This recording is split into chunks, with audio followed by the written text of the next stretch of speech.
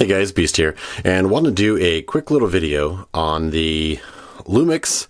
This is the FZ1000. You're looking at the workhorse of the Wandering.beast channel for the last couple of years. This thing has been everywhere, and it's held up surprisingly well. I set this up on the rails of the ship when I'm working in the Arctic and the Antarctic. It has been on the motorcycle. The only little ding is you can kind of see, if I put this near the microphone, the focus ring is just a little gritty. I could probably send this back and have it serviced, but this has been a tremendous workhorse and quite the envy of quite a few professional photographers that have been solely into taking photos, and they're not really into the video world. And you'll see that happen a lot. Guys are running around with their old, beautiful Canon glass and their $8,000 full frame setups, but yet they can't hardly take a video to save their life. So doing some polar bear videos. I'll put in a quick picture that I took this summer. Absolutely beautiful, crystal clear, running at 4K.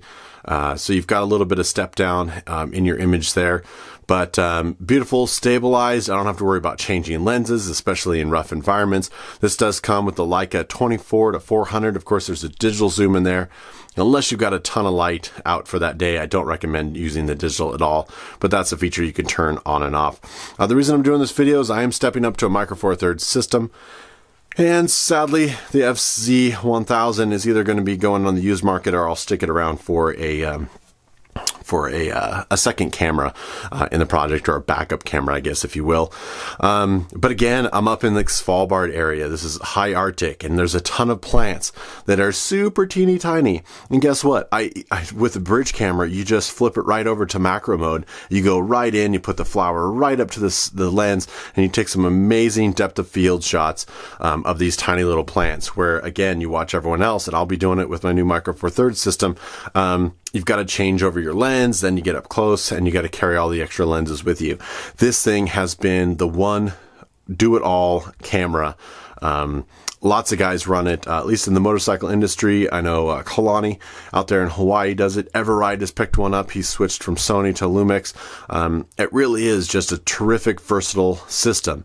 I really enjoy the photography aspect, and so I wanted to get something that had a little bit better system in it, running the Micro Four Thirds, so I can get some faster lenses and things like that. This is a 2.8 at its lowest aperture, or f-stop, but really, I mean, you can see just kind of the dust and the dirt on here. You've got all your controls. You guys can do other reviews. I'm just telling you what I really liked about this. The in-body stabilization, the fact that I can either run the ring as a focus or zoom. It is powered zoom here. That's the only negative thing. If you're going to be doing a lot of wildlife shots, like fast, like birds, things like that, it's very difficult to quickly zoom in and get your shot and pull back out like you would be able to do if you're doing a manual punch in with some nicer glass there.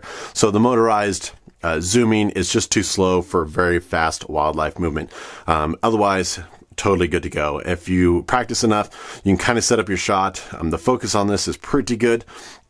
You are running a 1-inch sensor, so again, you really want to have daylight in there. I'll put in some videos of even sunset, very low light, capturing birds above some mirror glass water.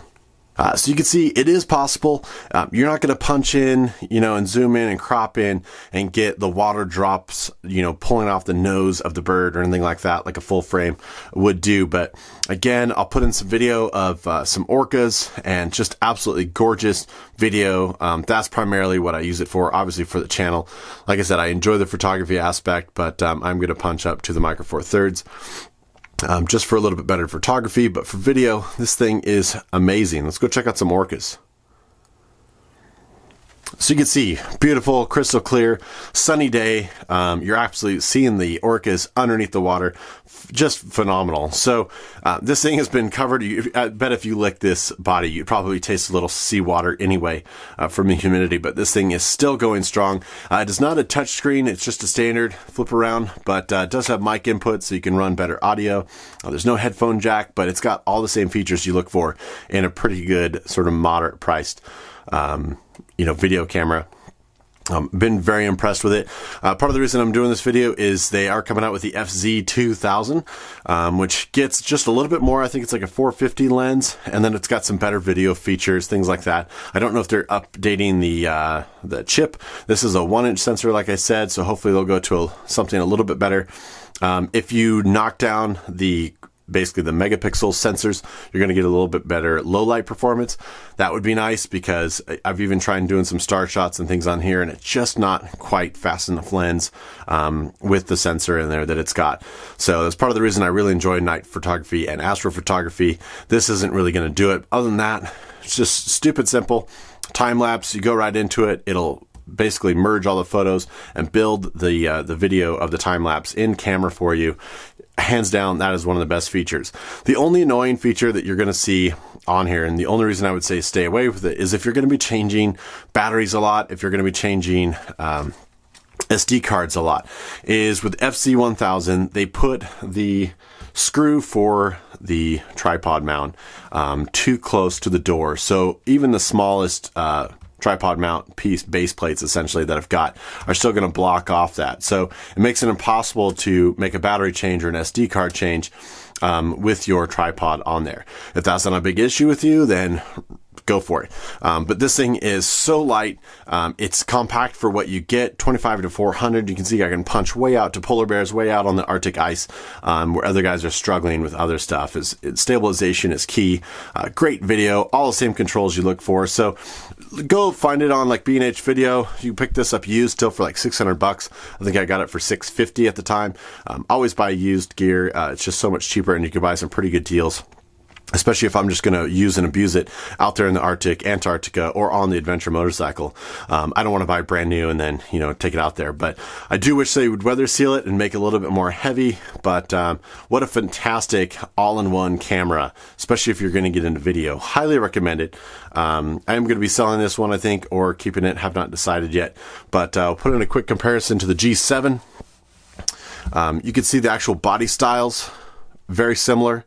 The G7 is just a little bit smaller, a little bit lighter, and of course, obviously, it doesn't have the weight of the lens on there. But I guarantee you're not going to find a 25 to 400 lens to fit on here. So you're going to have a nice medium length, a long length, and then you're going to spend a lot of money for a distance lens. They're 1 to 400 right now for the Micro Four Thirds camera used. Is about $1,500. So gonna save up, try to be good. Hopefully Santa will bring me one, and we can continue our wildlife photography with the Micro Four Thirds setup. But for $600, you forgo all of that, and everything comes in one lens. So highly recommended. Like I said, I had a lot of photographers really double think about, trading in some of their extra gear to carry something like that, to take the video and to have the reach and the quality of this lens. So for $600, it's a steal. Hands down, best camera video I think that you can buy right now.